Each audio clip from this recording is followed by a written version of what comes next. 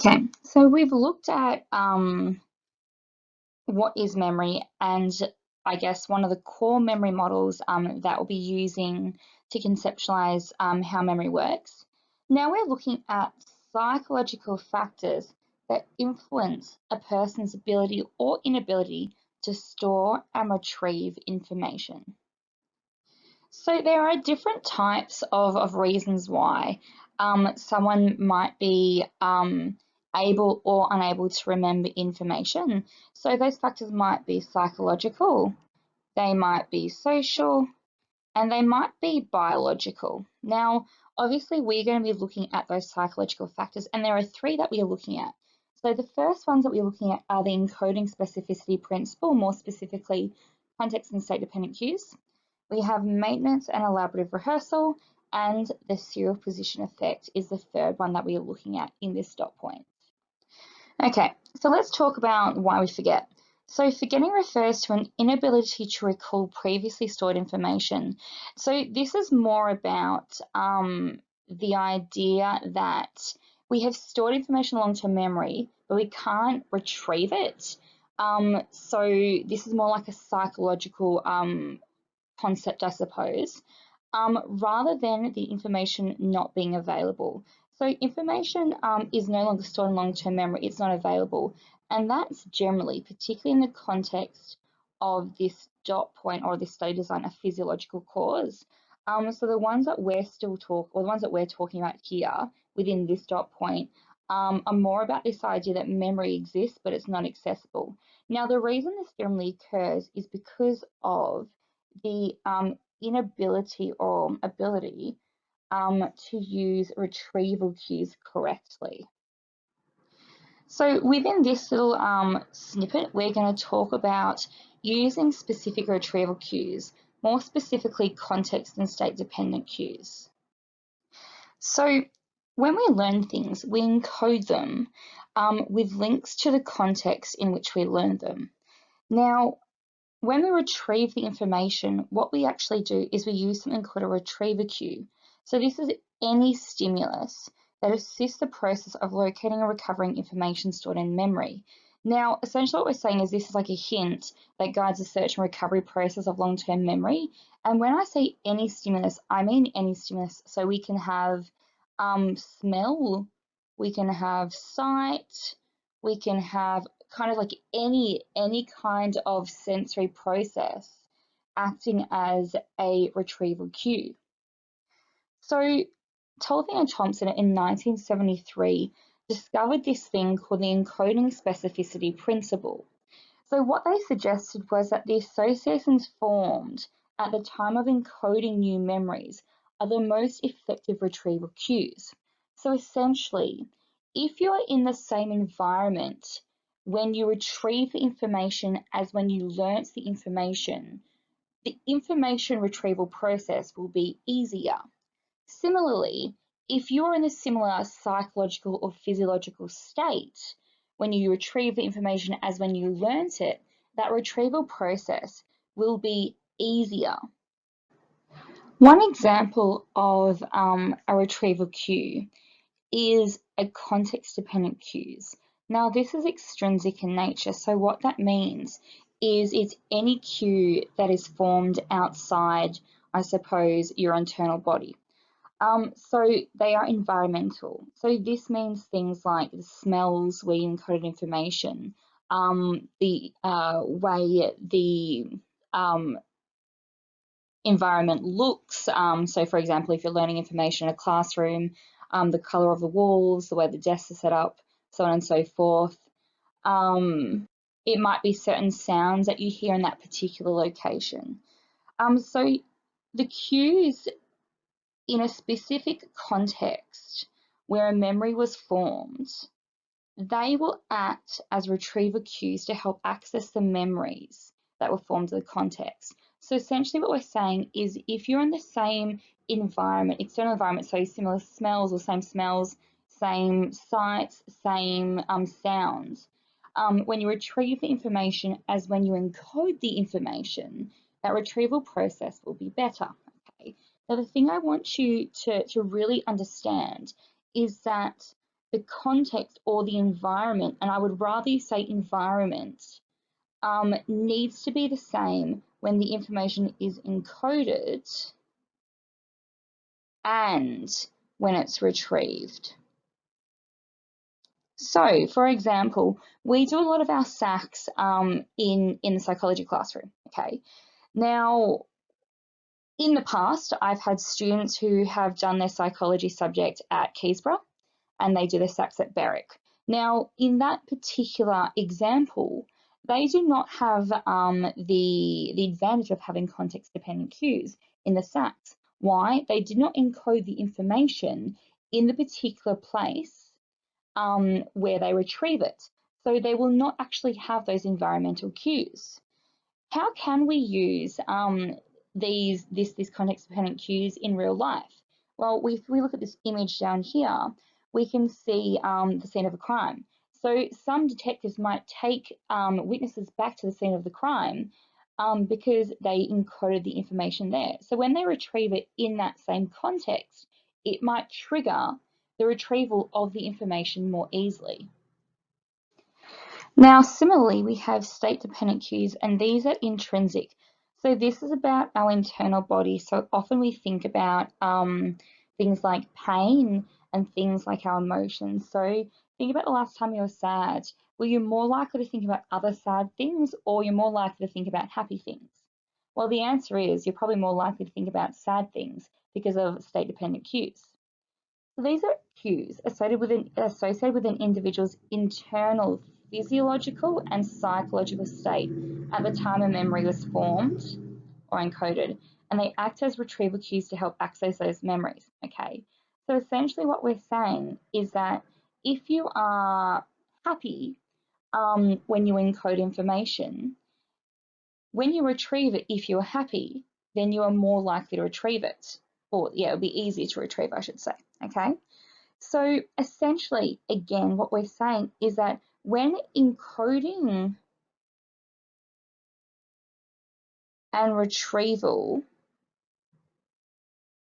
so the cues are similar in those processes, then it means that we have better recall of information. Now, when you're answering questions, you must make sure you're referring to encoding and retrieval. So we've talked about cues. The next thing we're going to talk about is how we actually improve memory. Now, we're not just talking about improving the STM or short-term memory duration. What we're actually talking about is either improving short-term memory duration or just improving the effectiveness with which we place information into long-term memory. So for the next two sections, I just want you to remember the duration of short-term memory. So if we don't process information or manipulate the information that is in short-term memory, then it will be lost in around 12 to 30 seconds, okay? So the information can either be pushed out or it can decay. Now, one way that we can increase the duration of short-term memory is through this process called rehearsal, okay? Rehearsal doesn't just increase the duration of short-term memory, it also, depending on the type of rehearsal that is, it also has a role in allowing information to be transferred into long-term memory more effectively. So rehearsal is the process of consciously manipulating information to keep it into short-term memory for longer, to transfer it to long-term memory, or to aid in storage and retrieval holistically. Now, one of the ways that we can do this is through maintenance rehearsal. So this is simple repetition of information so it can be held in short-term memory for longer. So this is the one specifically that extends the duration. Now, I'm sure you've all been in a situation where you've used maintenance rehearsal. So if you've had to remember someone's phone number, you might have used the process of simple repetition to learn that. So you might have gone 5161644, 5161644. And you've done it over and over and over again to remember that number. The other thing that you might have done is your teacher or your parent might have asked you to go next door with a simple message. Now, how do you actually recall that message when you go to the next door neighbor? What you might do is you might repeat it over and over and over again in your mind. So when you actually get to next door, you can say to them, oh, my mum wants you to come over at 4 o'clock today. Now, this is called rote learning, and it can be verbal. It can also be non-verbal, okay? So the verbal part can be vocally, so out loud, or subvocally, which is within your head, or you can actually use visual or spatial information. We actually call this rote learning, okay? And I'm sure you've probably heard that in your classes. Now, maintenance rehearsal or using maintenance rehearsal can actually move information into long-term memory if you repeat it enough, but it's not super effective.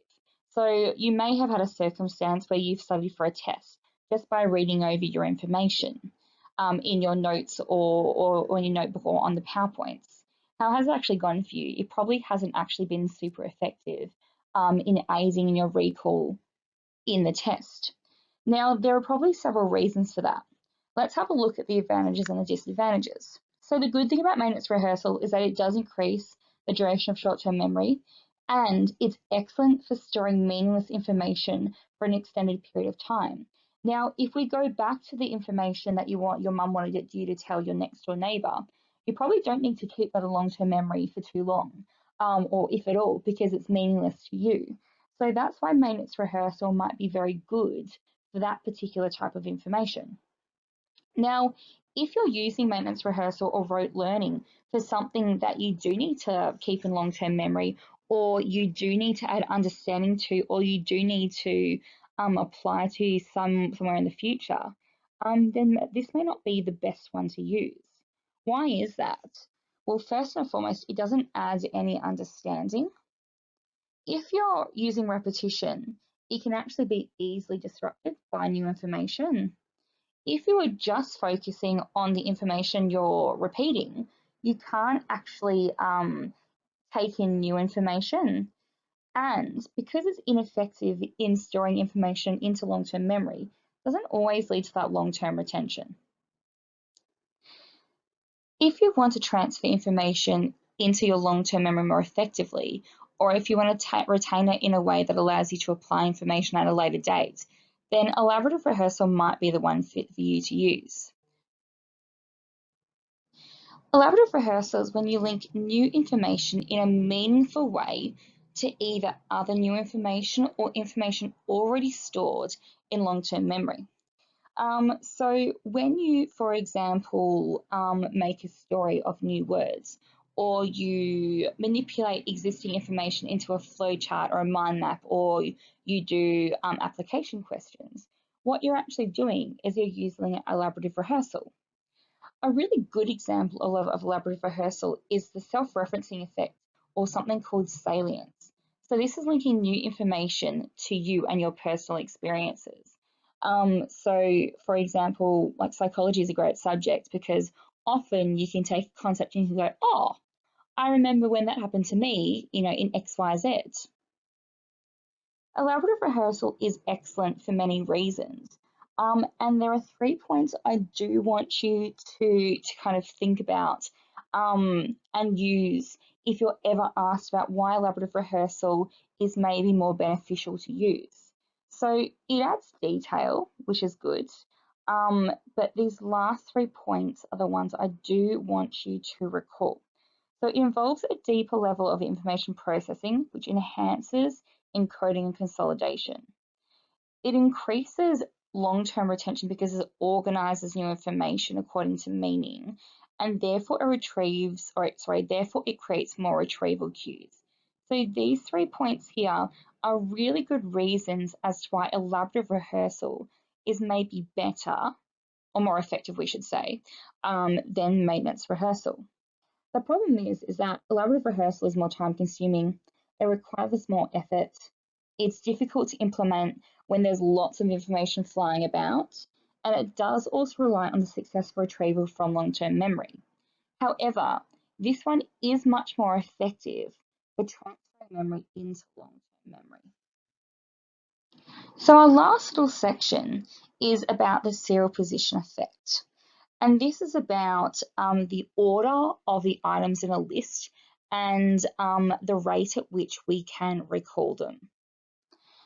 So the superposition effect is evidence to support Atkinson-Shiffrin's model of memory. And essentially what this model suggests is that short-term memory and long-term memory are separate stores. Now it does this through its effects. So according to whatever theorist, the recency effect is evidence that short-term memory exists, and the primacy effect is evidence that long-term memory exists. I'll explain that in a moment. So what is the superposition effect?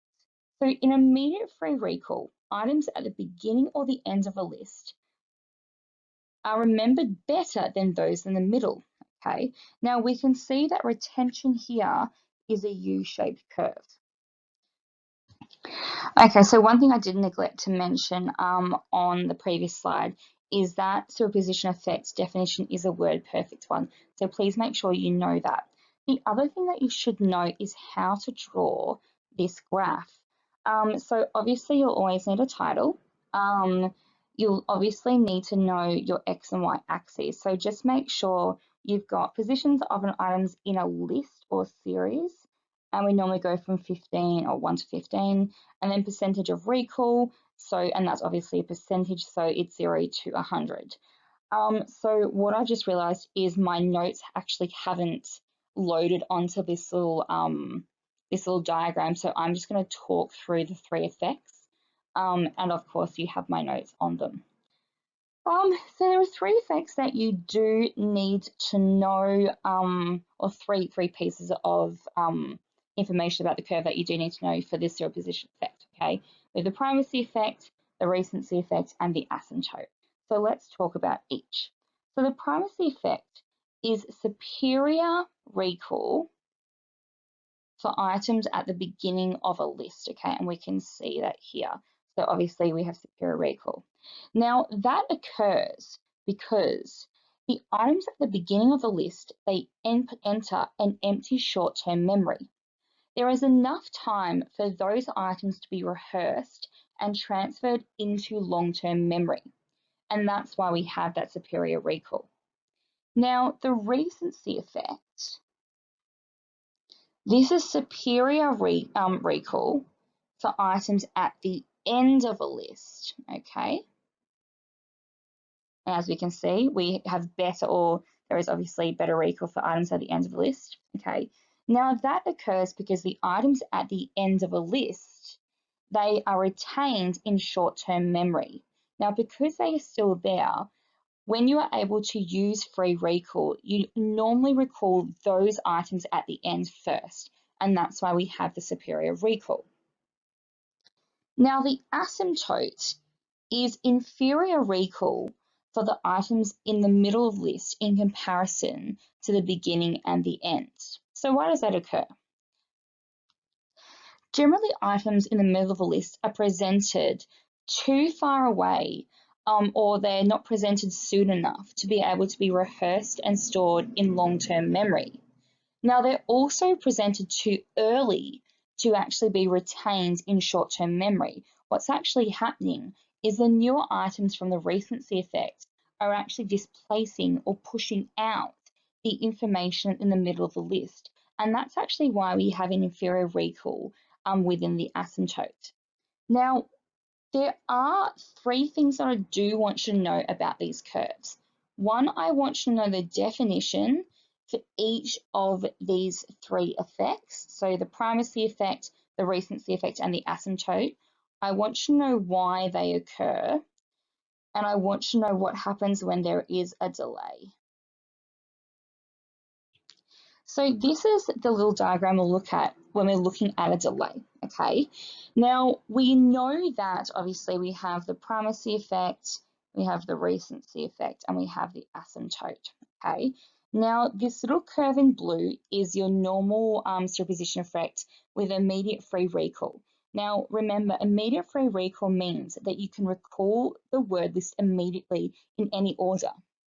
Now, we know that we have superior recall for the items at the beginning and the end of list, but what happens when we delay that recall for about 30 seconds. Well, what happens is we still see the primacy effects. That's a P, not an R. So this bit here is still present, okay? Now, why is that? That's because items are in long-term memory, so they stay there for a relatively permanent time. So they're still there. Now, why we can see the recency effect isn't really happening. Why is that? Now, see here, we have a 30-second delay. The duration of short-term memory is 12 to 30 seconds. So when there is a delay, the items in the recency effect or in short-term memory, they decay. Why? Because it's exceeded the duration of short-term memory, okay? So we actually don't have the recency effect anymore. While that is the case, we should note though that the recency effect, or the items at the ends of a list, there will still be superior recall in comparison to the asymptote. That is always worse than the recency effect.